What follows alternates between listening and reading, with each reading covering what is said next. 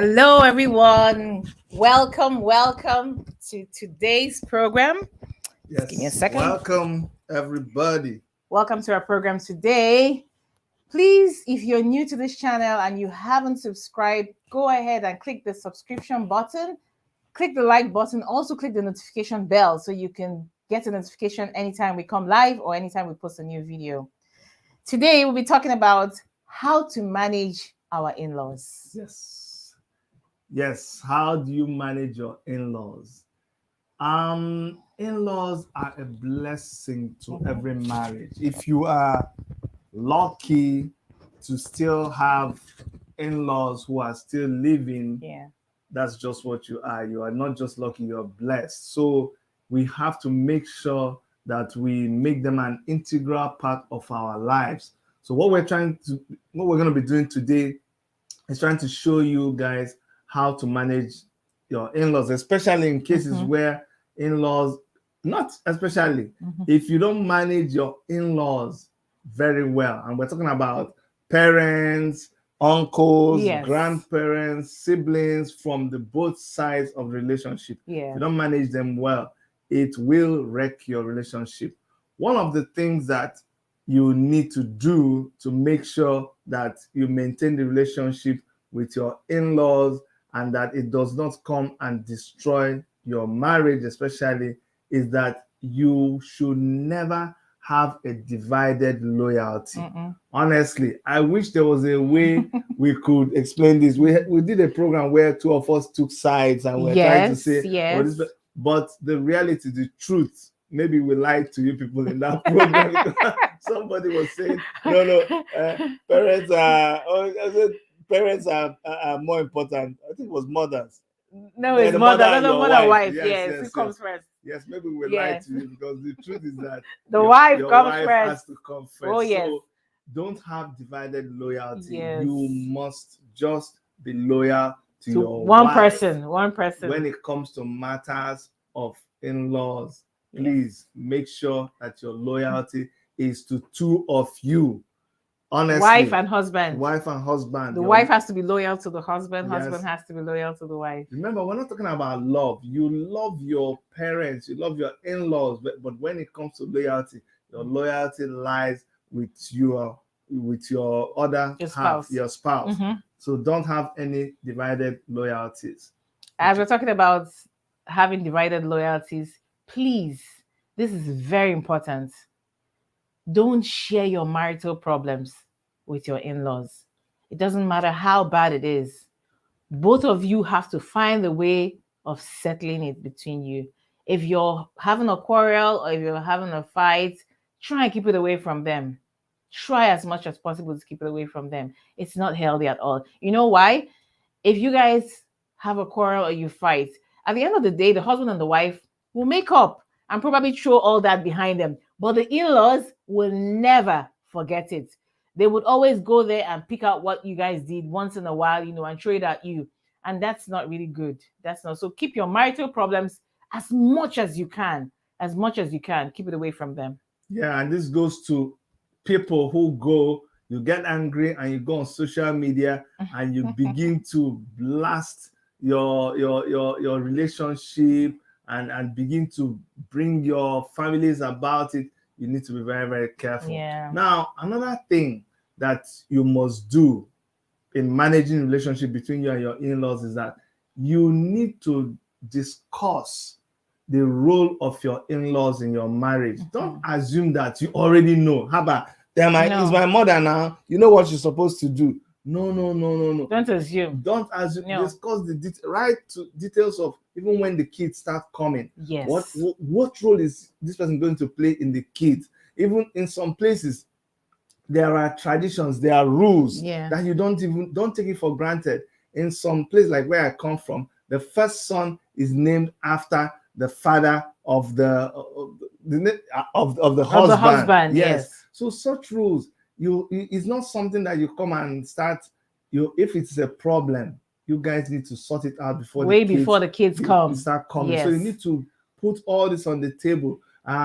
who comes first. In my tribe, they say omugo. Yes, Yes, yes. Who comes first, the mother yeah. or the father? If you don't discuss this, maybe in two of your cultures, in the wife's culture, they say it's the wife's mother that comes. Yes. Maybe in the husband's culture, they say it's the husband's mother that comes. Or sometimes they say both of them can have to come come at the same together. time. Yes. You have to make sure it is something that you can handle. So discuss all their roles. Sometimes there is a role that they need to play because of maybe the special training they have. Maybe they are trained lawyers or doctors or nurses or something like that. So discuss that so that when the time comes, you already know the role. You may even have discussed it with them what you expect them to play in your marital life. Yeah. As you try to discuss the roles they play in your life, you have to also create an appropriate boundary. You know, sometimes the mothers come for omugo or something like that. You have to create. Omuga is when you have a child and they have to come and babysitting, they or come to help help. you. Yeah, they come to Yes, help yeah, help and spend time with the little spend baby. time with the little baby, Yes. help the mother to ease the stress of bringing up the little baby. So Yes. that's omuga. Yeah. You have to create appropriate boundary. If you don't do that, you're going to have clashes between your wife and the in-laws, the mother-in-laws especially. So you have to create a boundary, make it clear, let everyone understand. You're not doing this to disrespect your in-laws or anything. Not just the mother-in-laws, even when other relations start coming around you, maybe because of a new baby or something that has happened in your lives, you need to create a boundary and let everybody understand, hey, this is how far you can go and this is how far you cannot go. And everybody should be good with it, so there are no clashes anywhere. And sometimes they just come and they go straight into your wife's kitchen and no. That's why you have to create appropriate boundaries. You have to make it clear. It has to be concise, understood by everyone, each party. Yes. And the next thing that you have to do is that you have to talk about issues. Don't sweep it under the carpet. No. If you discover that there's an issue that your in-laws are having a problem with you about, please make sure you discuss it. Make sure you trash that issue before it grows into something big. Do you understand? And whenever there's an issue, try to be like, if the problem is coming from the wife's side, let the wife be the one that goes and talks to on behalf of both of you. Let her go and talk with her people and resolve this issue amicably. But that doesn't mean that you make it a habit of having these exclusive meetings without the other person. No, as much as possible, if you're going to have a family, if it's a family meeting, make sure both of you are part, because both of you have become family. Don't form a habit of discussing like something separate from your spouse. No. It creates problem because they pull you in, and if they can't say it in front of your husband or in front of your wife, then let them not talk about it. But make sure issues are discussed. They are not swept under the carpet. Yes, that's great. Now, I know the first love of every man in their life is their mother. But when a man gets married to his wife, your wife actually becomes your first love. So you should try to avoid situations whereby you're married and you're telling your wife something like, I wish you could cook like my mom. I wish my mom was here. The way she cooks her egusi soup, or the way she does this, don't do that. Very, very bad. Very bad. Don't say that to your wife. Don't say that. Your mom is your mom, your wife is your wife. So don't try to compare her to your mother, or try to compare her cooking to your mother. She's a different human being, and that's why you actually fell in love with her, and that's why you guys are married. So enjoy however she cooks her food. Enjoy however she does whatever. The way your mom does it is separate. It's entirely different.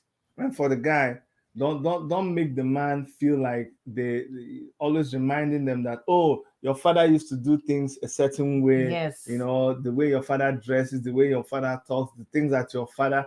Don't let just like she says, don't let your mother be the other woman in you people's marriage. Just like Oh, You can have a the father girlfriend. being the other man for the Yeah, wife. there are some in-laws that play. You see how when you have a side chick, that side chick is the other woman in your marriage. Some people can make their mother as the other Other woman in the man. marriage.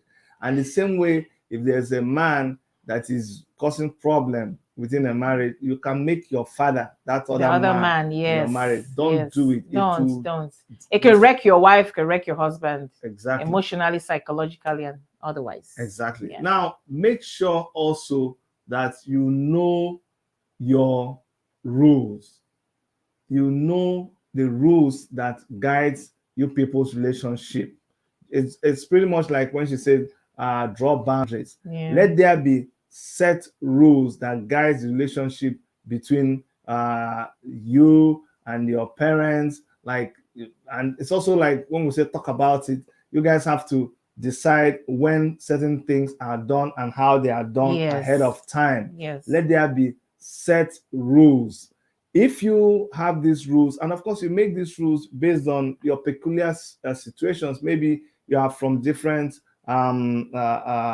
cultures, or you're from different tribes, different religions. Understand yourselves and make the rules and understand these rules. If you understand the rules and spell it out clearly, it will make sure that you guys have a very solid relationship. But if you don't make the rules, you just find yourself breaking these rules as you go along. Yeah, and talking about rules, yeah, let everybody understand the role they have to play. The roles have to be spelled out clearly for for everyone to understand. So there are no clashes. Yes. As they play these different roles. Exactly. Yes. Exactly. Yeah. Another thing that really causes harm, when you're trying to manage your in-laws, is when the husband is criticizing the wife in front of the in-laws, or the wife is criticizing the husband in front of the in-laws. Very Please, guys, just as the way we talked about sharing your marital problems, I think this is the number 2 biggest problem, in marriages. Yeah. Please try not to criticize each other. Try not to abuse your husband in front of your parents. The man, try not to downgrade and call your wife names in front of the in-laws. It is not good. It is not good. Not good at all. Very unhealthy. Sometimes when we have our people around us, we get empowered. Yes. We feel this power to yes, just my people are here, so I can do what I want. Yeah, but you forget that there'll be a time when they are gone to their own house, to their own homes, and you are left with the home that you help them to wreck. When that is happening, you think you're wrecking your husband or your wife. No, your own home that you're wrecking. Yes. So be careful, please, when you criticize your spouse in front of no abuses, no abusing each other. If you want to abuse each other, stay inside your room or stay somewhere, just 2 of you. You abuse yourselves, then you you make up, you apologize. Everything stays there, it doesn't go out. Please, very important. Yes. What happens in Vegas, stay in Vegas. Okay. Yes. Now, another thing that you must employ in managing your relationship with your in-laws is, we've told you about roles. We've told you, we're making it sound so stringent. No, it doesn't mean that this is exactly what. It's just a guide. But in having these rules and regulations and boundaries, don't always be the one that fights to be right. I'm right all the time. I have to be right all the time. Don't do that. Don't do that. Sometimes just give in. Yes. Doesn't matter. Even if they are not right, completely right. Yes. Just let them have it for the sake of peace. For the sake of peace, because in-laws, for some, look, let me tell you what happens. Everybody thinks that their child in the relationship is the superior person. Yes. It's always there. It's love. Everybody guards their own person jealously. Yes. If it is from the man's side, the man thinks that they are doing the woman's a favor.